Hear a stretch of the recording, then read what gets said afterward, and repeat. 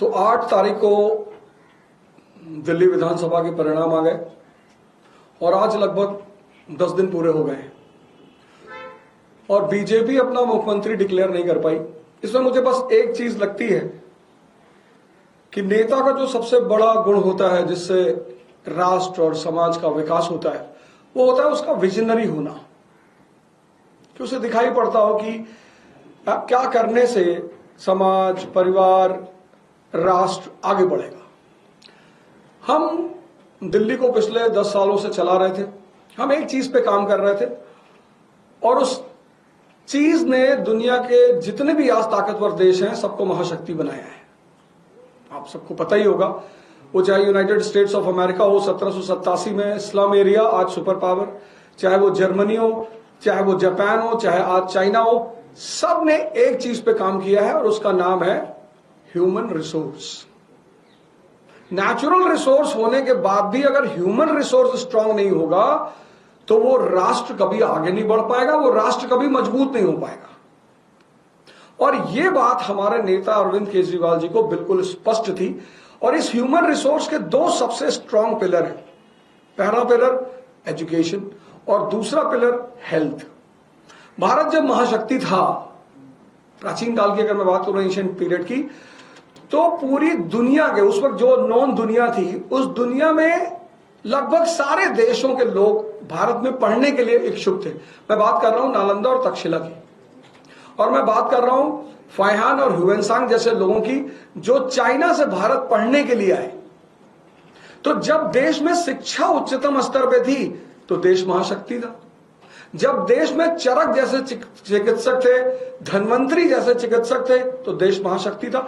इसी का फॉर्मूले को ध्यान में रखकर केजरीवाल जी ने दिल्ली में शिक्षा और स्वास्थ्य पर ध्यान देना शुरू किया कि हमारा ह्यूमन रिसोर्स जितना स्ट्रांग होता चला जाएगा, हमारे परिवार मजबूत होते चले जाएंगे, परिवार मजबूत होगा तो समाज मजबूत होगा और राष्ट्र मजबूत हो जाएगा। अब इस विजन को, ऐसा मुझे दिखाई पड़ रहा है कि इस विजन को भाजपा डिकोड ही नहीं कर पा रही है। उसको पता ही नहीं चल पा रहा है कि यार करना क्या है। भाई झगड़ा करना, दंगा कराना, लड़ाई करना, ये तो कोई भी कर ले, लेकिन राज्य चलाना और फिर राज्य को आगे लेके जाना, सरप्लस स्टेट का दर्जा दिलवाना। हमारी सीएम साहिबा अभी डिस्कस कर रही थी अपने बजट के बारे में, उन्होंने कहा दिल्ली स्टेट सरप्लस स्टेट का सरप्लस बजट का स्टेट है। तो मुझे ऐसा लगता है कि आज ये पार्टी जिसको जनता ने कहा कि इनके पास 48 सीट है, 48 में से एक आदमी इनको नहीं मिल रहा है जिसके पास केजरीवाल जी जैसा विजन हो कि नहीं हम इस विजन को और आगे बढ़ाएंगे, हम दिल्ली को आगे ले चलेंगे। इनकी ये नाकामी पूरी दिल्ली प्रदेश की जनता देख रही है और ऐसा मुझे लगता है कि जहां तक इन्होंने कहा था कि 20 तारीख को हमारा मुख्यमंत्री शपथ लेगा, तो मुझे लगता है शायद 20 तारीख को भी नहीं ले पाएंगे, क्योंकि इस विकास धारा को आगे बढ़ाना और आगे चलाना वो हमारे नेता और हमारी पार्टी के ही बस में है। फिर आपको तो क्यों ऐसा लगता है कि बीजेपी अपना समय ले रही है? उनके पास अलग अलग नीति है, उसके लिए अलग स्ट्रक्चर है उनका निर्णय लेने का, तो आप लोगों को क्यों इतनी जल्दी जल्द से जल्द शपथ होना ही चाहिए? नहीं, जल्दी नहीं है, हमें किस बात की जल्दी। हम तो वो इतने सारी बातें कर रहे थे, नीति है तो आप लेकर आओ। 48 लोग आपके पास हैं, आपके पास 48 लोग हैं, आपको 40 में से 8 में से एक आदमी निकालना है कि एक आदमी भाई हमें लीड कर रहा है। तो कम से कम दिल्ली की जनता को ये तो पता चले कि भाई ये इनका मुख्यमंत्री का चेहरा। अब तो इलेक्शन खत्म हो गया, इतना दिन वेट करने की क्या जरूरत है? अगर नीति है तो बताओ, अगर चेहरा है तो दिखाओ। अवध जी, आप पहली बार इलेक्शन लड़े थे, आप अपनी पॉलिटिक्स जारी रखेंगे आगे भी और पढ़ाई भी जो कराते हैं? मैं पहली बार इलेक्शन लड़ा और 4 फ्रंट पर मेरी उपलब्धियां रही। आज भारत में मेरे पास एक विधानसभा है जिसमें 46,000 लोगों ने मेरे ऊपर विश्वास जताया है।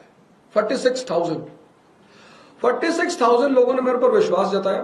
500 कार्यकर्ता मेरे साथ जुड़े हुए हैं और सबसे बड़ी बात, जो कांग्रेस के हमारे उम्मीदवार थे वहां पे, जो एक बार विधायक रहे, 2 बार पार्षद रहे, उनकी जमानत जब्त हो गई। तो इतनी अच्छी शुरुआत करने के साथ अब राजनीति से पीछे जाने की कोई वजह नहीं है। तो एक नेता के रूप में मैं स्टैब्लिश हो चुका हूं। आने वाले इलेक्शंस में, आने वाले समय में उसे प्रूव करूंगा कि मुझे जनता कितना सहयोग और समर्थन दे रही है।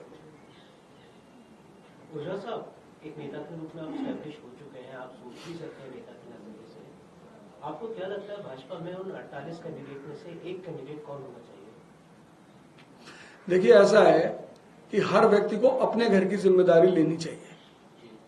अगर वो मुझे बुलाएंगे, अपनी असमर्थता जताएंगे कि मिस्टर ओझा हम नहीं चुन पा रहे, तो आपके चैनल के माध्यम से मैं प्रस्ताव रखना चाहता हूं कि अगर वो ऐसी किसी दिक्कत में है तो मैं अपनी सेवाएं देने को तैयार हूं। क्योंकि एज अ शिक्षक मुझे पता होता था कि इस बच्चे का सिलेक्शन होगा, कौन होनहार है। तो मैं ये कहना चाहूंगा कि अगर उनको मेरी सेवाओं की जरूरत है तो मैं उनके लिए उपलब्ध हूं। मैं बता सकता हूं आने वाले समय में कि वो क्या कर सकते हैं। नहीं, हमें आदत ही नहीं किसी दूसरे के घर में इंटरफेयर करने की, तो मैं उसमें क्यों जाऊंगा।